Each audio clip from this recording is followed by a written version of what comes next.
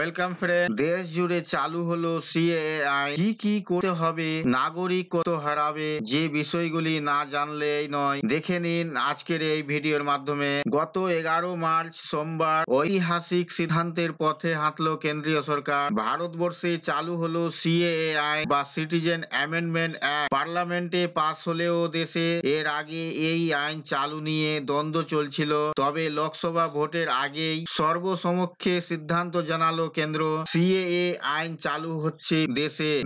নাগরিকদের নাগরিকত্বের প্রমাণ দিতে হবে দেশবাসীকে, যারা পার্শ্ববর্তী দেশ থেকে ভারতে এসে বাসিন্দা হয়ে উঠেছে, অর্থাৎ তাদের হাতেও তুলে দেওয়া হবে ভারতীয় নাগরিকত্ব। পশ্চিমবঙ্গ সরকার সিএএ আইনের বিরুদ্ধে গর্জে উঠেছেন বারংবার, তবে সব নস্যাৎ করে সিএ চালু করে দিল মোদী সরকার। কেন্দ্রীয় সরকারের এই পদক্ষেপের ফলে চিন্তায় পড়েছেন ভারত ভূমির জনসাধারণ। স্বরাষ্ট্র মন্ত্রক সূত্রে খবর, সিএএ কোনো মানুষের নাগরিকত্ব কেড়ে নেবে না, বরং সবাইকে নাগরিকত্ব প্রদান করবে। ভারতের প্রতিবেশী দেশ থেকে আসা ভিন্ন ধর্মের জনসাধারণের দ্বারা ভারতীয় নাগরিকত্ব লাভ করতে পারবে। সিএএ আইনের নিয়ম বলছে, যারা গত 6 বছর ধরে ভারতবর্ষে স্থায়ীভাবে বসবাস করছে তাদের সবাইকে নাগরিকত্ব দেওয়া হবে। অর্থাৎ 2014 সালের 31শে ডিসেম্বরের আগে ভারতে যে শরণার্থীরা এসেছিলেন এবং স্থায়ীভাবে বসবাস করছে, তারা সবাই ভারতের নাগরিকত্ব পাবে। তাদের সবাইকে ভিসা ও ইমিগ্রেশন স্ট্যাম্প দিতে হবে। বাংলাদেশ, পাকিস্তান, আফগানিস্তান থেকে আসা হিন্দু, শিখ, বৌদ্ধ, পার্সি, জৈন, খ্রিস্টান মানুষেরা ভারতের স্থায়ী নাগরিকত্ব পাবেন। সাধারণ মানুষ অনলাইনের মাধ্যমে নাগরিকত্বের আবেদন জানাবেন। সরকার এই প্রক্রিয়ার জন্য ইন্ডিয়ান সিটিজেনশিপ online.nic.in এই পোর্টালটি চালু করেছে। পোর্টালের মাধ্যমে প্রেরিত আবেদনপত্রটি এরপর যাবে জেলা কমিটির কাছে। জেলা কমিটি থেকে আবেদন যাবে এমপাওয়ার্ড কমিটিতে। এমপাওয়ার্ড কমিটি আবেদনপত্র দেখে নাগরিকত্ব দেওয়ার সিদ্ধান্ত জানাবে।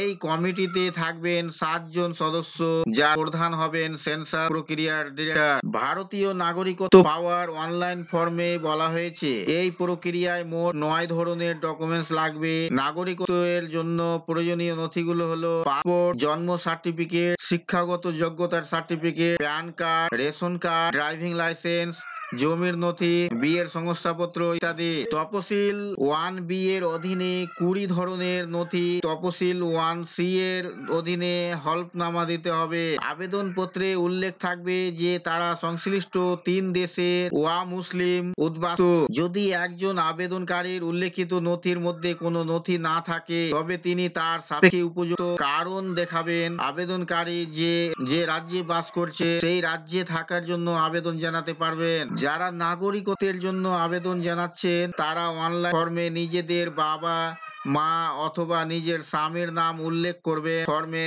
এও উল্লেখ করা গুরুত্বপূর্ণ যে আপনি কোন দেশ থেকে এসেছে, কতদিন ধরে এ দেশে আছেন, আপনি কোন ধর্মের নাগরিক, সেই সমস্ত তথ্য উল্লেখ করতে হবে। কেন্দ্রীয় সরকারি পোর্টালে বিবাহিত ও অবিবাহিত নাগরিক এবং শিশুদের জন্য থাকছে আলাদা ফর্ম। আপনি যদি এ দেশে আসার পর বিবাহিত হন তাও উল্লেখ করতে হবে। যদি কোনো আবেদনকারীর নাম পুলিশ অভিযুক্ত তালিকায় থাকে অথবা আবেদনকারীর ক্রিমিনাল রেকর্ড থাকে, তবে কর্তৃপক্ষ তার পরিপ্রেক্ষিতে সিদ্ধান্ত নেবে। যদি কর্তৃপক্ষের মতো থাকে তবে তিনি ভারতের নাগরিকত্ব পাবেন, আর যদি মতো না থাকে তবে তার ফর্ম বাতিল করা হতে পারে। ভারতে নাগরিকত্ব পেতে হলে একজন ব্যক্তিকে আবেদনের আগে এ দেশে কমপক্ষে 12 মাস বসবাস করতে হবে। তিনি যদি ভারতে স্থায়ীভাবে বসবাস করতে চান তাও জানাতে হবে, তবে সেই ব্যক্তির আবেদন গৃহীত হবে ও তিনি নাগরিকত্ব পাবেন। ইন্ডিয়ান সিটিজেনশিপ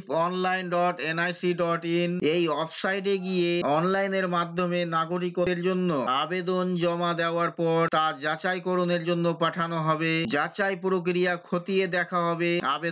আবেদনকারীর যদি কোনো ভুল বা অসত্য তথ্য দেন তবে তার আবেদন বাতিল হতে পারে। যাচাই প্রক্রিয়া শেষে নাগরিকত্বের ডিজিটাল সার্টিফিকেট ও হার্ড কপি দেওয়া হবে। স্বরাষ্ট্র মন্ত্রকের তরফে জানানো হয়েছে, এই আইনে কারোর নাগরিকত্ব বাতিল হবে না, বরং সবাইকে নাগরিকত্ব দেওয়া হবে। এই ছিল বন্ধুরা আজকের এই ভিডিও আপনাদের জন্য। আশা করছি ভিডিও আপনাদের কাছে খুব তথ্যমূলক। ভিডিও ভালো লাগলে অবশ্যই লাইক করবেন, শেয়ার করে আপনার সকল বন্ধুদের সাহায্য করবেন, আর চ্যানেলটিতে নতুন হলে সাবস্ক্রাইব করে পাশে থাকা বেল আইকনে ক্লিক করবেন। আবার দেখা হবে পরবর্তী ভিডিওতে।